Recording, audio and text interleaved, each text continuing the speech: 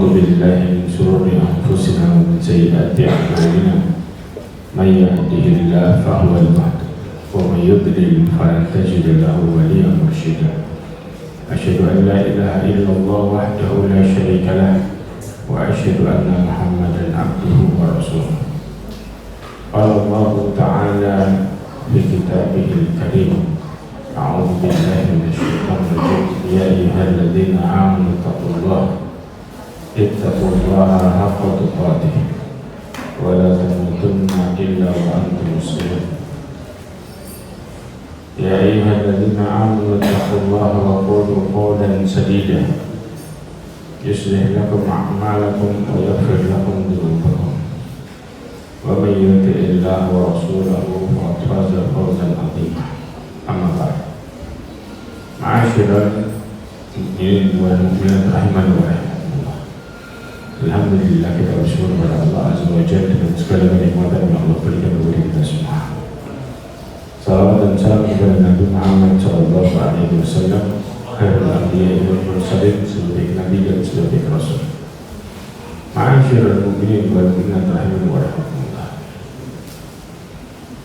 Hari ini kita insyaallah akan membahas tentang satu hal yang kelihatannya gampang tapi susah, yaitu kita bicara masalah sabar. Nah, sabar ini terjadi bukan begitu saja, tapi sabar ini terjadi karena Allah yang tahu. Karena ada orang yang mengaku sabar, tapi sebenarnya tidak sabar, hanya menahan masalah sesaat saja. Ya, kalau bahasanya orang ngomong apa? Gak tahu bahasa Maduranya apa ya. Kalau bahasa Jawanya orang ngomong namanya ngempet, artinya masalah, ditahan di batin biar masalah ini ya seakan-akan tidak keluar. Padahal justru ini yang menyakiti ya.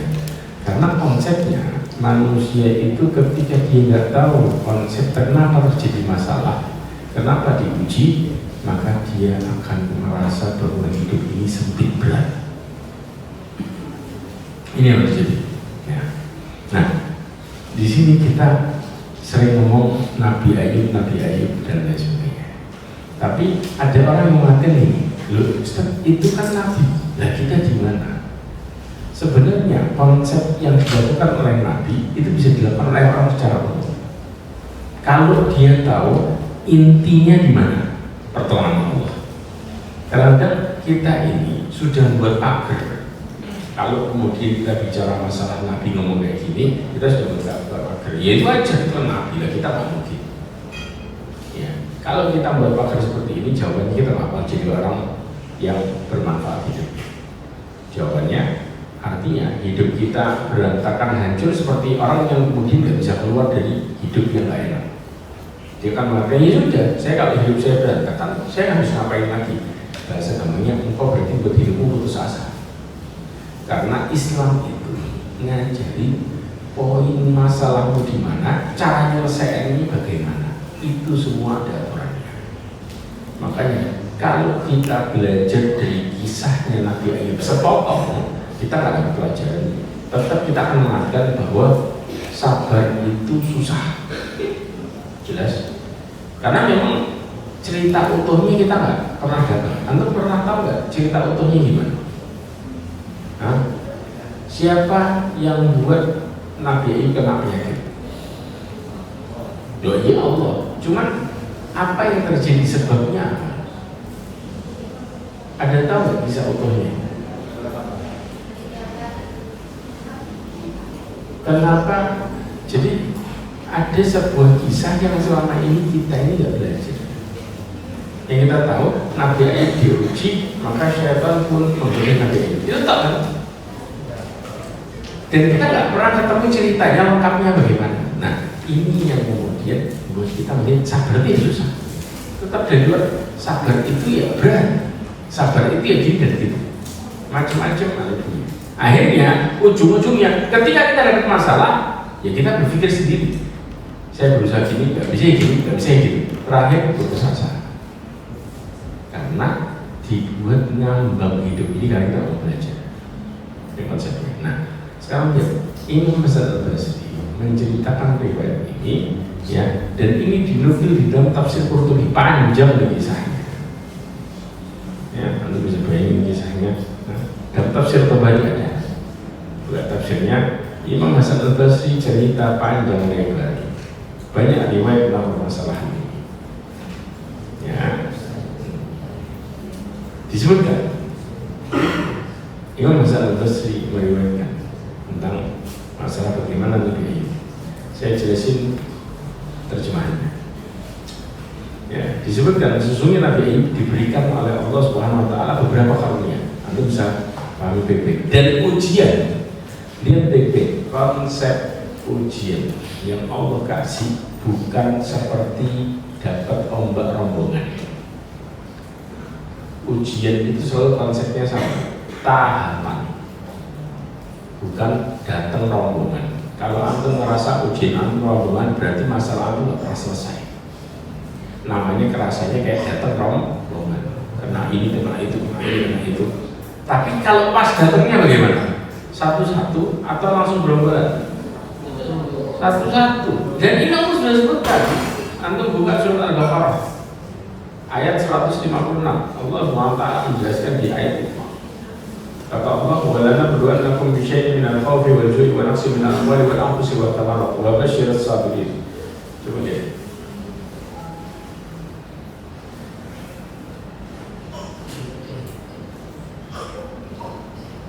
Ya. Allah Subhanahu wa taala menjelaskan, "Walana berdu'annakum," kami pasti akan menguji kalian. Bisyai'in, ini kaidah dalam masalah ujian kita. Apa-apa 155 dikatakan 155, kami akan mengujimu dengan sedikit. Jadi konsep ujian yang datang sebenarnya bukan langsung banyak, tapi bertahap. Paham? Makanya Nabi Ayub pun ujiannya bertahap. Ya, sering kita melihat anak-anak ini, anak-anak itu, berarti antum selama ini tidak pernah selesai masalahnya. Makanya yang antum ceritain panjang banyak. Terus yang kalau kita ceritain banyak di sini nggak pernah selesai, berarti yang terjadi masalahnya di ujiannya apa orangnya? Orangnya yang masalah. Terus solusinya apa ya? Solusinya, makanya gini deh. Kita punya teman nih, ya, dicurhati. Memang orang kalau kena masalah curhat itu gak enak. Gak ada orang kena masalah curhatnya enak. Ya, curhat ke kita ikut pikiran kan? Ditanya, solusinya apa ini? 20 masalah saya gak pernah selesai. Kita sambung, engkau sholat, tetap sholat, tapi gak selesai. Engkau gini, engkau gitu. Jawaban intinya bukan di masalah ibadahnya dia, tapi maksiatnya dia gak pernah berhenti. Jadi intinya tobat sama Allah.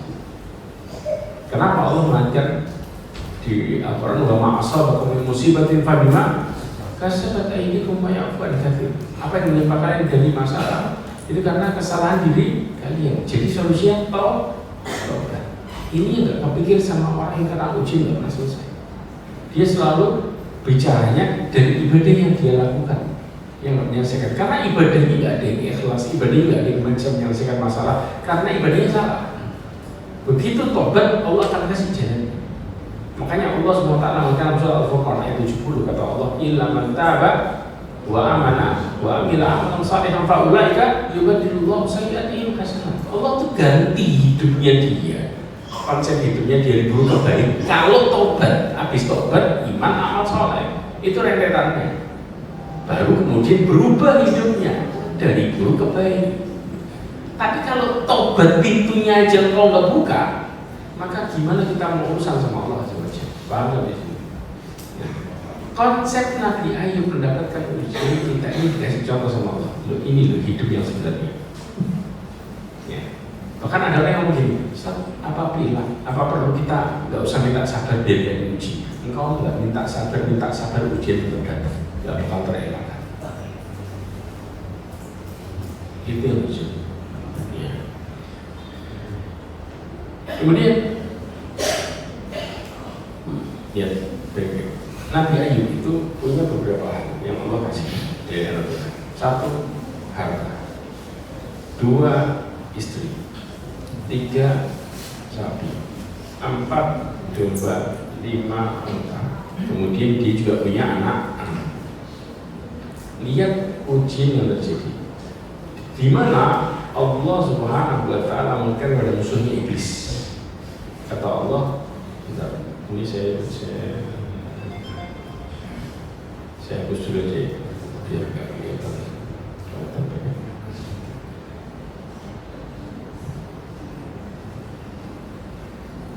Oke. Allah mengatakan pada iblis, bisakah engkau menggoda Ayub? Berarti yang memerintahkan godaan Nabi Ayub siapa? Allah Azza wa Jalla. Ngomong ke siapa? Iblis. Ngasih tantangan. Kenapa iblis ngasih tantangan? Karena iblis itu sombong, sesumbar bahwa aku bakal taklukkan semua hamba. Tapi iblis lupa satu hal yang dikatakan sendiri, bahwa illa ibadika minhumul mukhlasin, kecuali hambamu yang ikhlas. Nah, di sini kita bakal belajar banyak hal, dari mulai konsep ikhlas, tawakal, zikir, macam-macam. Jelas?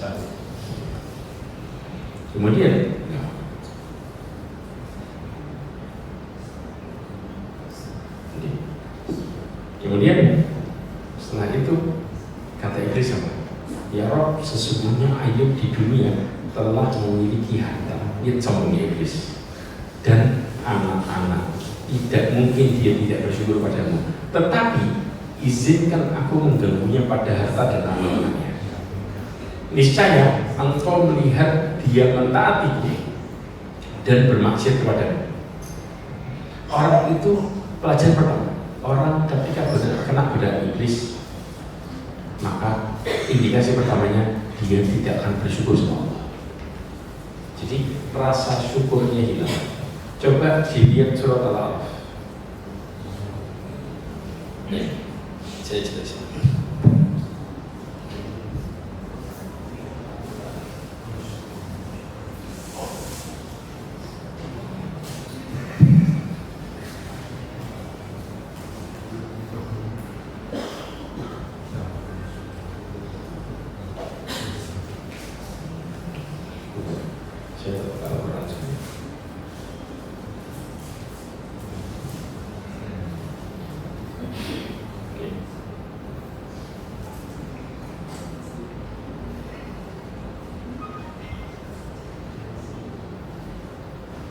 Ya, Allah SWT menjelaskan di surat Al-A'raf. Ya.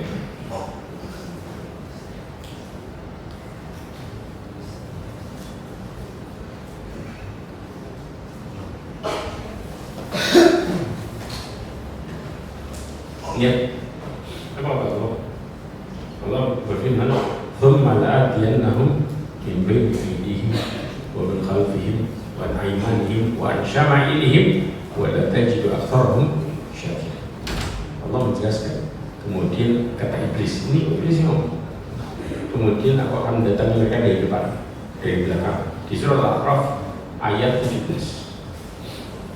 Ya, dikatakan kemudian dari kanan dan dari kiri, dan engkau mendapati kebanyakan mereka, ya, banyak apa? Tidak bersyukur. Tidak bersyukur. Berarti orang yang kena godaan iblis, maka pada prinsipnya mereka akan hilang rasa syukurnya sama Allah. Itu yang dimaksud sama iblis. Dia bakal taat kepadaku dan akan ingkar kepadaku. Jelas. Ini omongannya iblis. Jadi iblis tahu benar. Karena apa? Karena ya ikhwan, karakter godaan iblis. Kenapa iblis itu godanya kok susah untuk dihindari? Kita tahu ini cerita-cerita. Iblis itu menggoda dari sisi kecenderungan manusia. Antum harus paham. Jadi iblis ini melihat kecenderungan orang. Disitulah yang disikapi iblis. Jelas. Jadi orang ini cenderungnya kemana? Oh, kalau orang banyak harta berarti cenderungnya gini. Itu yang dimanfaatkan dan mereka tahu cenderungnya kemana. Ya. Makanya contoh, antum senangnya fokus di masalah agama. Kalau diajak maksiat ya mau. Kata iblis oke, masalah agama dibelokin kanan, tapi putar balik. Tetap intinya ke belakang. Tetap. Makanya dia baik-baik. Allah mengatakan, Rasulullah mengatakan dari sebelum majidkan ya ayuhan nasu iyakum wa yukunu fiti. Kata Rasulullah, wahai manusia berhati-hati dan berlebih-lebih dalam masalah agama. Sampai kemudian kita over, akhirnya apa? Kita sendiri jadi malas. Awalnya kita sendiri yang salah. Aturannya sudah kayak gini, kita pun kepengen lebih. Kenapa? Karena kepengen lebih dekat lagi sama Allah. Padahal aturannya udah jelas. Begitu kita buat lebih, maka kemudian kita yang akhirnya jadi down. Karena diikutin sama syaitan. Ini loh, yang orang kejebaknya di situ. Gak terasa. Allah ngomongnya lakukan ini. Selesai kan? Enggak, saya mau ambil. Iblis dipanasi. Tambahin sudah yang banyak. Begitu sudah kita nambahin, gak kuat, down. Yang salah siapa? Kita. Kenapa? Fa'innahu ahlaka man kana qablakum al-mufsidin, yang membinasakan kaum sebelumnya ya gara-gara ini. Sampai kemudian akhirnya dia apa? Dia melarang sesuatu yang boleh. Sampai dikatakan supaya agamanya menjadi kuat jangan nikah. Padahal beritanya Rasulullah. Karena intinya dia berpikir dengan cara sendiri. Ini yang membuat iblis ngerti godanya gimana. Jadi perintah goda orang soleh sama goda orang awam beda. Makanya iblis mengatakan ini karena berpikir bahwa Nabi Ayub bisa dibeloki. Jelas? Tapi ternyata dapatnya dari sikapnya Nabi Ayub membuat iblis jadi kaget. Apa itu? Dimulai yang digoda apa dulu? Maka di saat itu iblis menggoda dari sisi harta.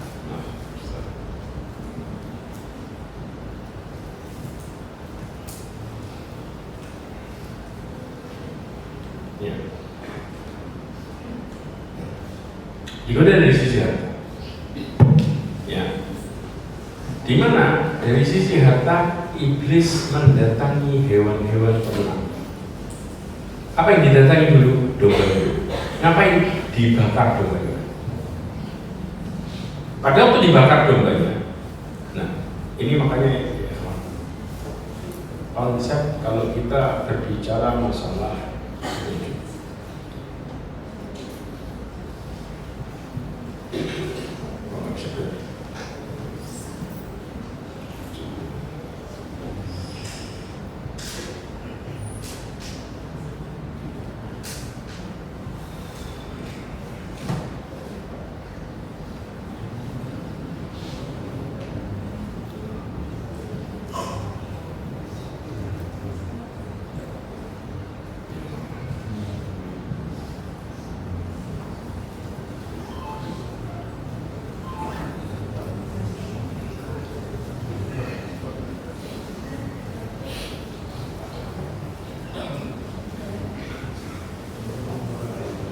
ya, coba lihat. Ya. Kemudian dibakar dombanya. Kemudian iblis pun menyerupai pengembala domba mendatangi Nabi Ayub yang sedang salat. Ya. Kemudian berkata, wahai Ayub, engkau sedang salat kepada sementara Allah tidak meninggalkan bagimu hewan ternak berupa domba, kecuali dia telah membakarnya dengan api. Padahal yang bakar siapa? Iblis. Tapi dituduhkan kepada siapa? Kepada Allah. Iblis pelakunya. Ya. Maka dan aku saat itu berada di suatu sudut tempat dan sekarang aku datang untuk mengabarkan. Berarti iblis punya kebiasaan apa? Main sinetron. Main drama iblis. Loh, ya wah, aku jangan kaget main drama iblis. Tahu nggak? Imam Ahmad bin Hanbal pada waktu di ujung hidupnya, Imam Ahmad itu tiba-tiba ibu laba, belum. Kemudian anaknya, ini diriwayatkan sama anaknya sendiri. Kata anaknya, Kemudian, wahai Bapak, kenapa engkau tadi mengatakan belum? Kata Imam Ahmad tadi, iblis, setan itu duduk berdiri di pojokan sambil gigit jari. Sambil mengatakan apa? Futtani ya Ahmad, engkau telah berhasil lepas dari fitnah wahai Ahmad. Di ujung hidup ini, kata Imam Ahmad, belum. Malaikatnya belum datang buat nyabut. Karena begitu Imam Ahmad percaya kemudian mengatakan, oh berarti saya sudah selamat. Imam Ahmad takabur, suruh Fatimah. Sepicik itu iblis main drama. Gimana caranya? Kita kepleset. Antum sampai bisa kebayang dari situ. Ini sudah ribuan tahun. Ya, dari mulai Allah SWT ciptakan iblis itu masuk surga ribuan tahun, kemudian dicap sama Allah tersesat, ditambah lagi ditangguhkan sampai kiamat. Terus umurnya berapa? Banyak. Dan diciptakan sebelum Nabi Adam. Berarti coba kalau main tebak-tebakan berapa umur iblis? Nah,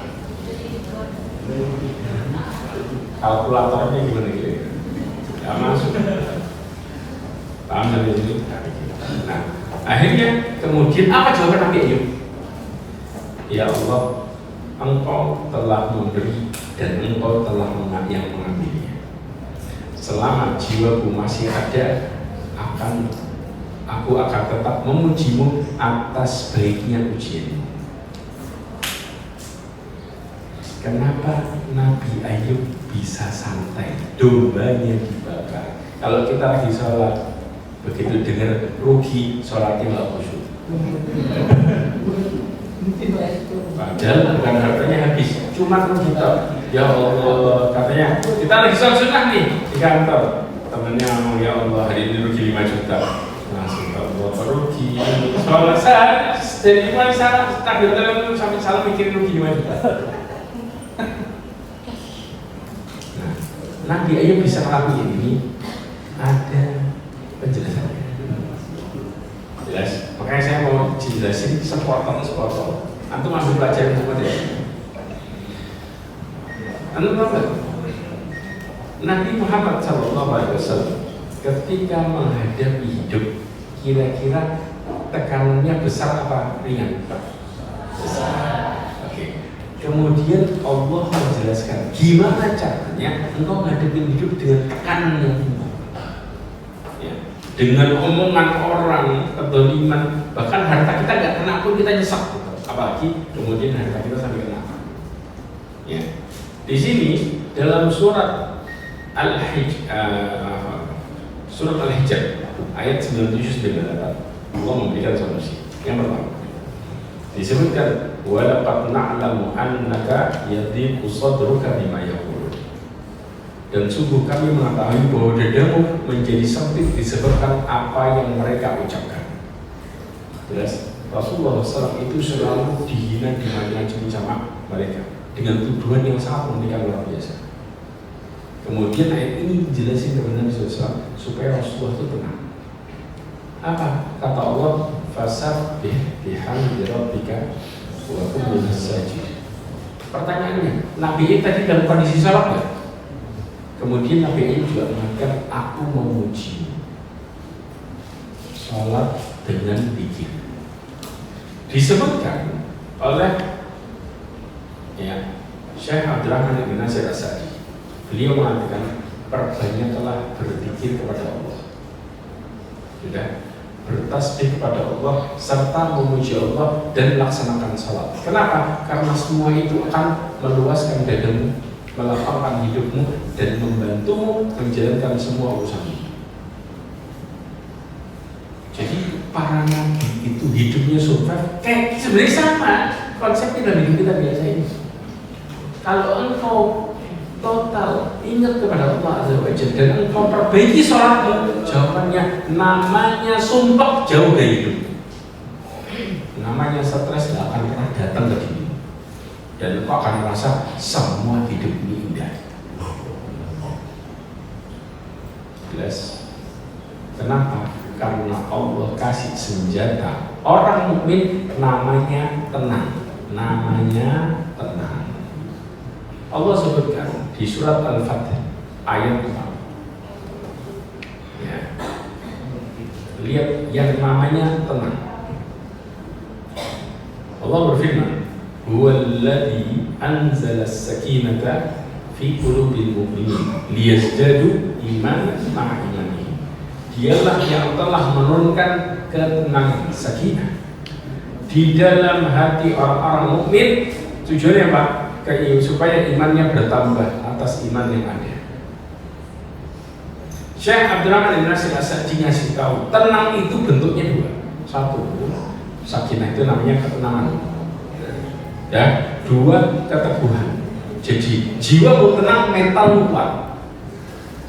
Kapan Allah kasih? Dan pertanyaannya, yang dikasih siapa? Siapa yang dikasih? Orang umum atau yang beriman toh? Begitu Allah lihat hambanya beriman, baru dikasih. Jadi yang hanya dapat orang mukmin, tidak ada orang selain yang beriman yang dapat. Ini yang menjadi senjata intinya. Jelas? Yang kedua, Allah turunkan tenang bersamaan dengan kondisi cobaan yang menyulitkan dan menghibur. Jadi tenang turun, cobaan turun bareng. Makanya kenapa kok nggak bingung? Jelas ya? Berarti kalau kita kena masalah panik, bisa nggak kita disebut dengan orang yang beriman sebenarnya? Bisa nggak? Bisa nggak? Nggak bisa. Kenapa nggak bisa? Karena orang mukmin itu nggak pernah stres kalau benar. Buktinya, buka surat Al-Fath ayat 18. Coba ada yang baca ini.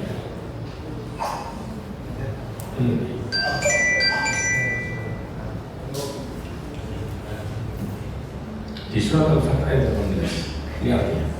Laqad radiyallahu 'anil mu'minina idh yubayyi'unaka tahta asy-syajarati fa'alima ma fi qulubihim fa'anzala as-sakinata 'alaihim. Ayat ini jelas. Allah telah ridho terhadap orang-orang mukmin. Coba garis bawahi ini. Ketika mereka berjanji setia kepadamu di bawah pohon, ini baitul ridwan. Paham? Maka Allah mengetahui apa yang ada di dalam hati mereka. Begitu Allah tahu imannya benar, baru Allah turunkan sakinah. Fa'anzala as-sakinata.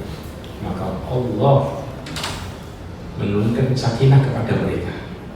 Berarti kapan sakinah turun? Setelah iman.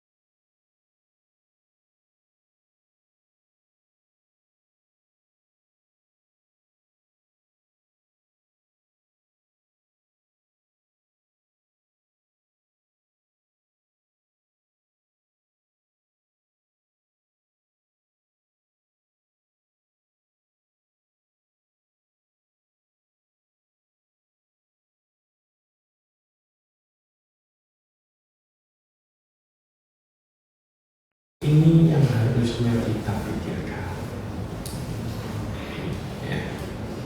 Makanya kenapa Nabi bisa jawab? Jawabannya karena ada sakinah. Sakinah ini buat orang bisa menghadapi masalah bahkan sampai di titik masuk akal, tidak masuk akal. Pertanyaannya kalau kita nalar pakai akal, ya. Saya sudah dekat sama Allah, kenapa domba saya dibakar? Anda bisa jawab? Bisa terima nggak kira-kira? Salah saya apa? Akan muncul kan kata itu. Betul? Tapi orang yang taat bukan itu pertanyaannya. Yang punya harta kita siapa? Allah. Allah yang ambil. Nah, sekarang yang kedua, kita harus tahu konsep kepemilikan. Ada namanya konsep kepemilikan dalam Islam. Hartamu itu apa aja.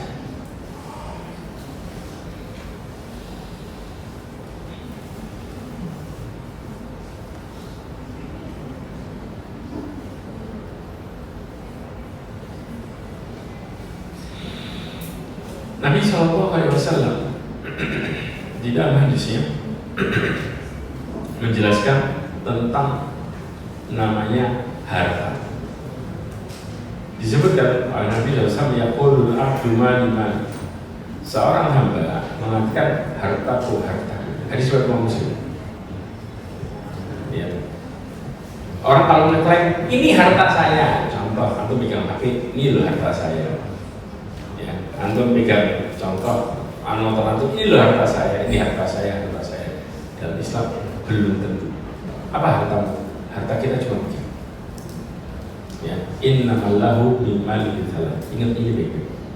Selain tiga ini belum tentu. Ya, Rasulullah sendiri ngomong. Yang pertama, ya, ma'akala fa'afna. Hartanya yang tiga.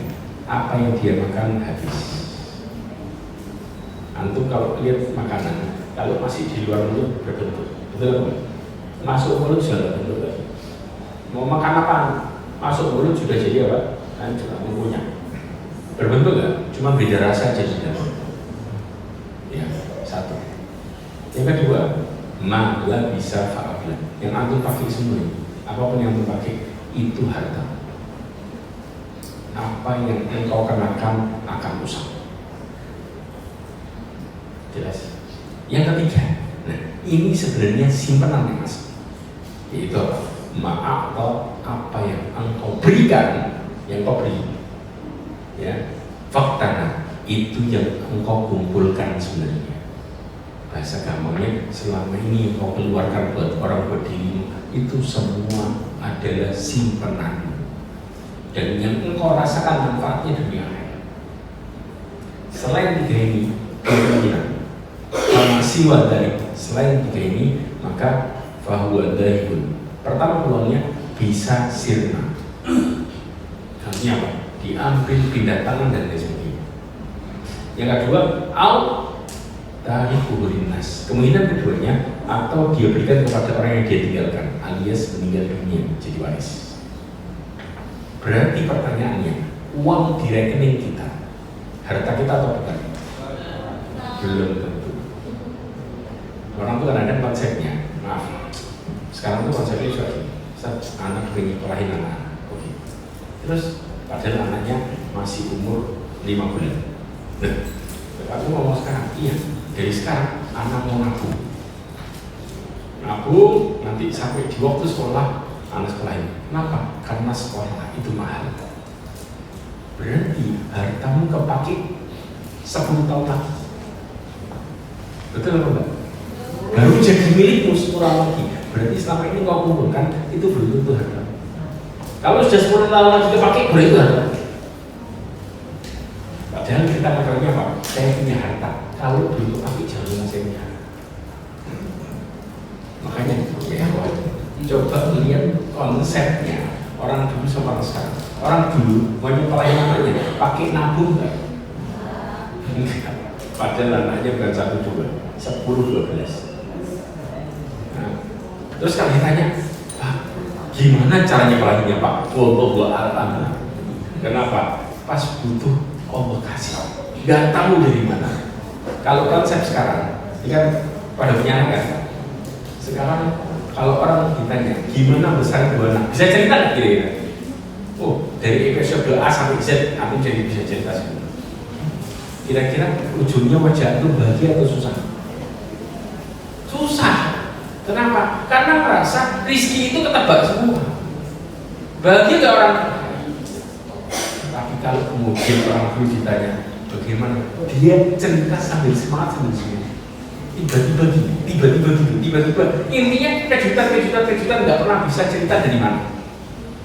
Kamu ngecek ini? Itu yang dimaksud. Makanya kenapa Allah mengatakan wa may yattaqillaha yaj'al lahu makhraja wa yarzuqhu min haitsu la yahtasib. Dan itu yang dipakai sama para nabi dan para pengikutnya. Orang bertakwa sama Allah, Allah jamin semuanya dikasih dari keluar dan diberikan rezeki dari jalan yang tidak disangka-sangka. Antum buka surat At-Taubah ayat 3 di awal, tafsirannya nanti akan di mana orang nggak bisa nebak dari mana, dan itu anugerah dari Allah. Cuman dikasih sama orang bertakwa. Saya orang bertakwa, mereka nggak begini. Makanya kenapa hidup yang surprise nyenengi dan hidup yang ketebak buat kita jadi bosan. Anda tahu, orang-orang yang kemudian jauh dari Allah, bahkan yang percaya sama Allah, Allah buat semua rizkinya ketebak. Dalilnya Al-An'am 44. Ya, rizki yang ketebak itu buat hidup jadi nyesal.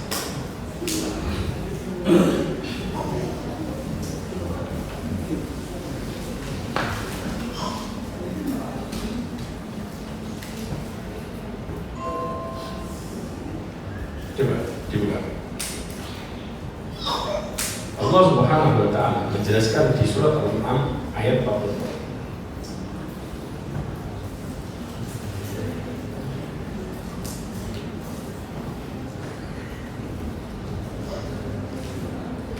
Allah SWT mengatakan falam manasul madzikir. Ingat tahu ayat ini? Baca. Tatkala mereka melupakan peringatan yang Allah berikan kepada mereka, mereka akan dia panik ketika domain ini. Karena dia tahu bahwa yang punya itu siapa dan yang berhak ngambil siapa, dan nggak bingung. Kenapa? Allah pasti ganti, tapi caranya Allah Nabi nggak pernah. Konsep ini yang membuat hidup jadi tenang. Engkau nggak akan pernah panik ketika sesuatu itu tiba-tiba lepas dari itu. Ya. Selalu konsepnya apa? Allah yang ngatur yang ini. Nah, di sini Allah menjelaskan, tatkala mereka melupakan peringatan yang diberikan kepada mereka. Tahu maksudnya yang melupakan? Dalam tafsir Quran disebutkan, ya, ketika mereka membuang aturan ke belakang punggung mereka, ya tidak berpaling di sini, buang aturan, alias di puncak kebangkangan. Di saat itu orang benar-benar gak nurut sama Allah, bahkan nentang Allah. Begitu nentang, kemudian Allah mengatakan, fatahna alaihim abwaaba kulli syai'. Kami bukakan segala pintu kesenangan. Artinya apa? Kami bukakan semua pintu rezeki dari segala jenis yang mereka pilih. Berarti rezekinya ketebak atau enggak? Rezekinya sesuai permintaan, by request. Ulang apa juga? Dunia. Ya Allah, saya pengen ini dikasih. Ya Allah, saya pengen dikasih. Tambah bakal. Jadi cara Allah menutup seseorang dari hidayah gampang, dikasih dunianya sesuai keinginan, langsung dia tambah bakal. Hati manusia itu ngerti celahnya. Kira-kira apakah kemudian tambah koreksi gini? Enggak, maksiatnya tambah tajam.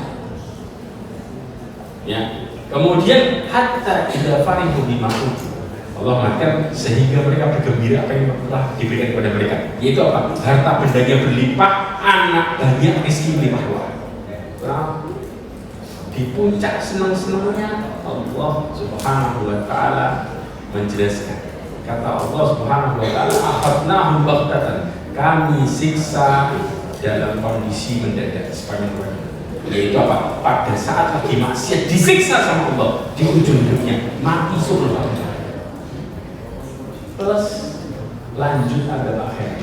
Kenapa? Allah mengatakan faidah mublisun. Mereka terdiam putus asa dari semua pilihan, tidak bisa lagi kembali kepada kehidupannya. Jadi sebenarnya orang yang dikasih sama Allah rezeki sesuai dengan keadaan, bahagia atau tidak? Bosan atau senang? Bosan. Mungkin antum sekarang nggak ngerasain, belum ngerasain. Antum hanya berangan-angan. Kalau saya punya ini, bisa punya ini, bisa punya ini. Betul apa enggak? Contoh, bagi kita yang lagi berimpi-impi kepingin punya motor, subhanallah tiba-tiba punya motor. Berapa setengah punya motor? Sebulan, 2 bulan, 3 bulan. Setelahnya biasa aja. Padahal antum nambah motornya tahu. Begitu sampai dapat jawabannya nggak enak, biasa aja. Itu yang selama ini kita pikirin.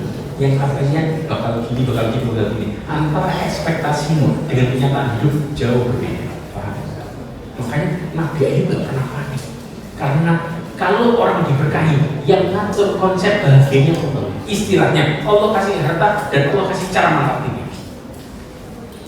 Nah, tapi kalau Allah mencabut keberkahannya, Allah kasih harta tapi cara manfaatinnya nggak kasih, langsung jadi orang yang nggak bisa apa-apa. Sampai kita melihat orang kaya, bahasa gampangnya orang main bola sama komentator putar mana? Kalau engkau di lapangan nggak seindah ucapan pada waktu melihat. Makanya kalau kita lihat orang kaya, mana katanya harusnya bisa gini bisa gitu. Iya, begitu engkau nyemplung bener jadi orang kaya, kondisinya beda. Nggak seindah lisan di Allah. Betul kan?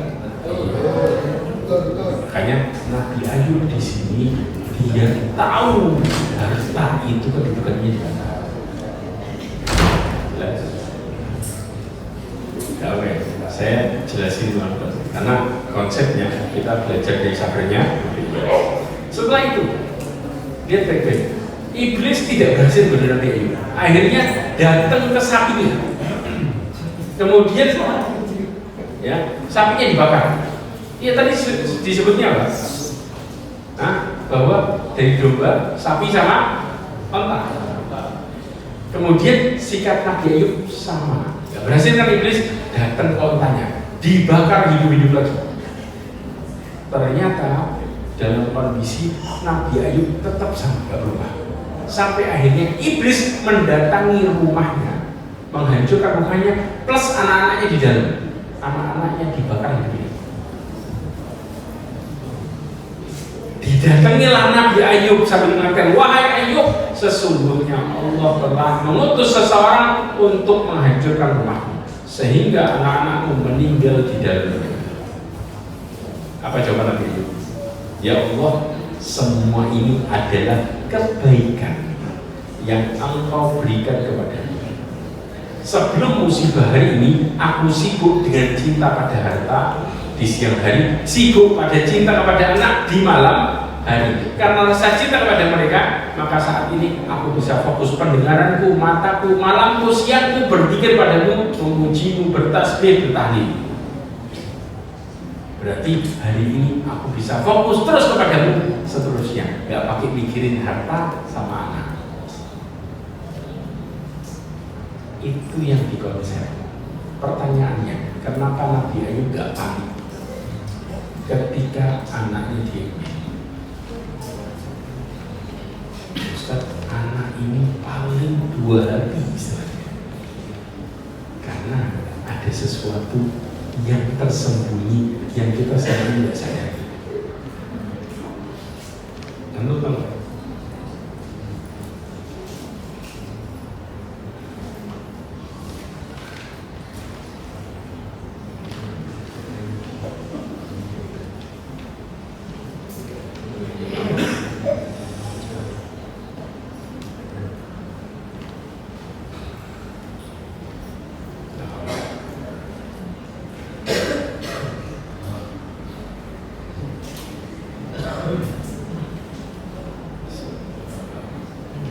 Ya, ini. Perhatikan hadis ini. Dari Abu Musa Asy'ari hadis ini. Dikatakan idza mata waladul abdi qala Allahu li malaikatihi. Jika seorang anak hamba meninggal dunia, meninggal dalam kondisi apa? Belum balik. Ya, maka Allah mengatakan kepada malaikatnya, qabattu walad abdi, engkau mengambil anak hamba. Kata malaikat, iya. Qabattu thamarata fuadihi, engkau mengambil buah hambaku. Kata malaikat, iya. Kemudian malaikat ditanya lagi, mada qala abdi, apa yang dikatakan hambaku? Pas lagi diambil anaknya. Kemudian kata malaikat, hamidaka wastarja, dia memujimu dan bersandar kepadamu dengan mengatakan inna lillahi wa inna ilaihi raji'un. Artinya mengembalikan semuanya kepada Allah. Karena kalau kemudian konsep hidup ini, mati itu pasti. Bedanya siapa duluan siapa belakangan. Betul apa? Itu bedanya. Semua orang pasti kullu nafsin benci. Nah, di sini Allah Subhanahu wa taala ya memperlihatkan kepada kita di mana ketika hamba memuji Allah dan bersandar sama Allah dengan kata-kata istirja, yaitu inna lillahi wa inna ilaihi raji'un. Kemudian Allah mengatakan kepada malaikatnya, "Ubnu li abdi baitan fil jannah." Bangunkan untuk hambaku rumah di surga, wasammuhu baital hamdi, dan berikan nama rumah pujian. Berarti kalau Nabi Ayub tahu Allah bakal memberikan itu, kira-kira bingung atau bahagia? Bahagia. Karena intinya percaya sama Allah. Sudah. Semua kalau kita yakin sama Allah, kita nggak panik. Tapi kalau kita ragu, dari situ masalahnya. Ini mau ragu sama Allah. Selama ini kita nggak bisa menghadapi masalah sepele karena nggak percaya. Kalau sudah nggak percaya, ada obatnya. Kalau kau sudah nggak percaya, hidupmu tambah seperti ya benang-benang bahasa kamu sudah jatuh ketimpa tangga kena bangunan. Nah, itu konsep masalahnya tumpuk-tumpuk karena nggak percaya. Padahal kita tahu yang ngasih rezeki siapa, kita bisa jawab semua. Yang ngatur siapa, kita bisa jawab. Kenapa engkau tidak mau kembali sama Allah SWT? Tahu nggak? Allah ngasih musibah tujuannya engkau balik ngandar sama Allah. Itu selama ini yang terjadi. Makanya Nabi Ayub ngomong, aku bisa memujimu tambah semangat yang lalu. Karena cinta sama anaknya, dan Nabi Ayub tahu yang paling bisa nyenangin anaknya cuma Allah. Belum tentu kalau sama Nabi Ayub belum tentu bahagia, betul apa enggak? Malah kemudian Allah takdirkan diambil itu, tapi apa yang hebat saya? Ya. Nah, di sini kemudian ya, ketika Nabi Ayub mengatakan itu, maka iblis pun mulai ragu. Ya, dia nggak berhasil mencapai tujuannya. Kemudian iblis mengatakan, bagaimana engkau melihat Ayub?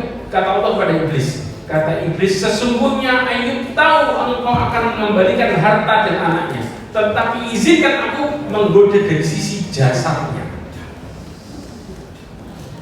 Jadi selama ini Nabi Ayub kena penyakit siapa yang menjadi sebab? Kira iblis, walaupun itu kehendak Allah. Ya, akhirnya kata Allah diizinkan. Maka kemudian di saat itu, karena iblis ngomong, kalau dia kena di badannya, dia akan taat kepadaku dan akan bermaksiat kepadamu.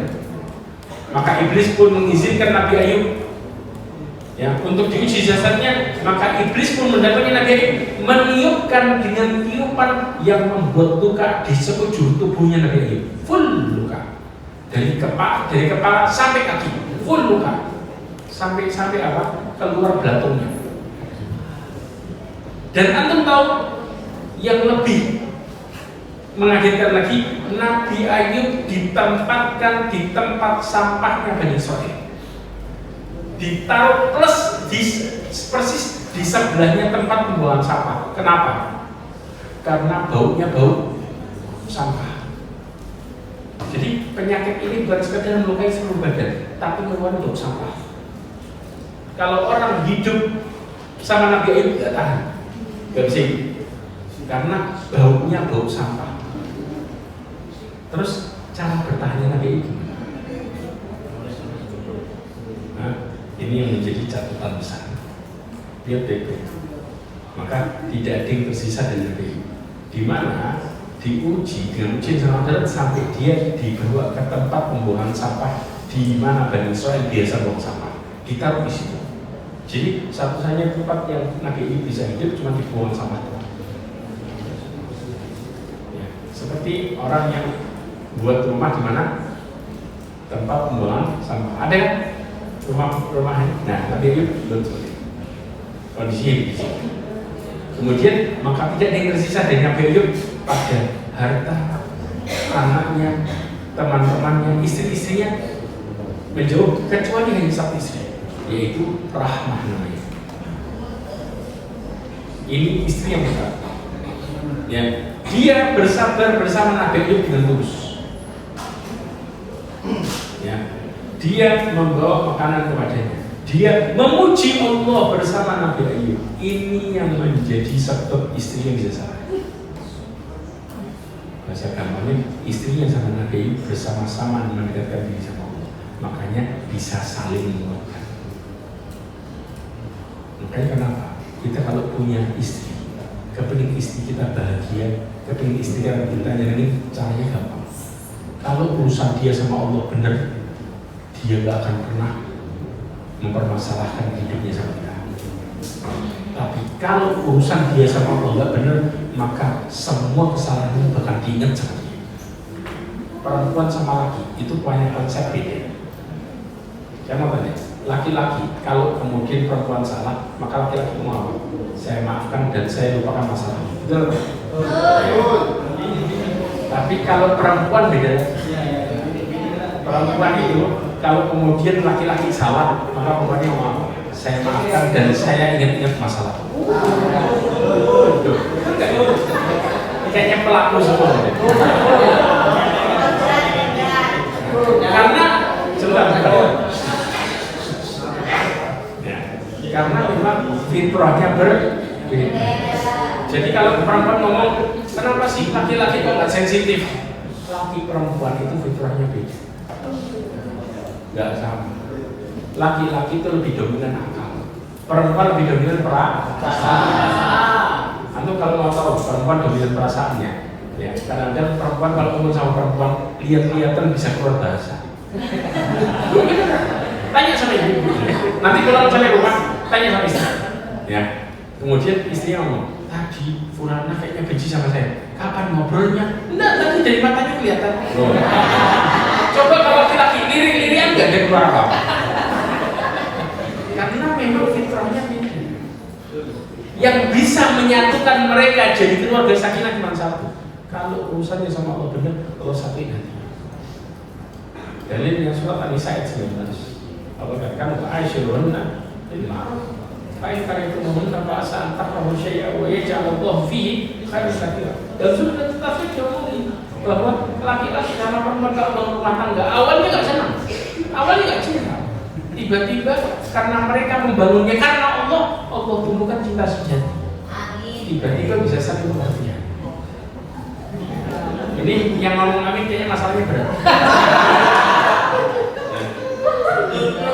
Paham di sini? Ini yang harus ya. Makanya hidup ini yang bisa menyatukan kita cuma Allah. Sampai Allah mengatakan lau anfaqta ma fil ardi jami'an ma alafta baina qulubihim walakin Allah alafa bainahum. Ya. Coba kalau perempuan ngomong, dengerin ini baik-baik. Perempuan ngomong, suamiku, engkau pergi kemana aja bebas, yang penting duitnya lancar.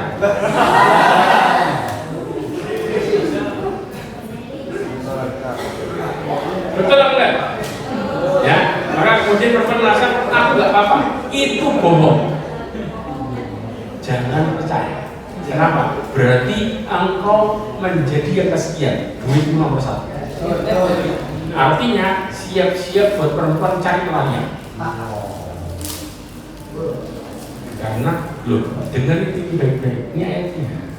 Al-Anfal 3. Allah mengatakan kalau seandainya engkau membelanjakan seluruh kekayaanmu di bumi, engkau nggak bisa menyatukan hati manusia. Bahasa gampangnya, istrimu mau kasih mobil 5, rumah 10, macam-macam, nggak bisa dia bahagia bersama. Karena yang menyatukan hati manusia siapa? Walakin Allah alafa. Allah yang menyatukan hati orang, bukan duitmu. Makanya kadang-kadang laki-laki ini ngerasa sudah jadi superhero. Duit saya banyak, istri paling takluk sama saya. Siapa sudah? Begitu ngasih macam-macam, saya ngeluh. Kata suaminya, salah saya di mana? Kau salah besar. Karena kau merasa duit itu jadi pahlawan. Betul? Konsepnya bukan itu. Nabi Ayub sama istrinya bisa sabar. Bayangin, Nabi Ayub orang apa? Sudah nggak punya apa-apa, harta nggak punya. Nah, istrinya orang biasa, betul? Tapi kenapa istrinya bisa bertahan sama Nabi Ayub? Jawabannya karena ibadah bareng mereka, sama-sama deketin diri sama Allah. Jadi cintanya nggak hilang. Ini konsepnya. Yang selama ini kita lupain itu, padahal intinya. Inti hidup di situ.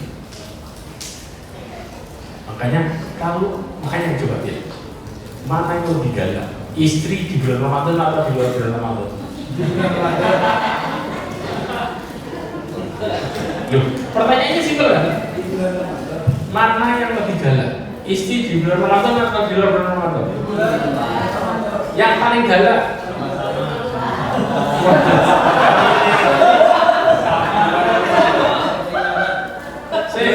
Yang ngomong sama istrinya puasa apa enggak?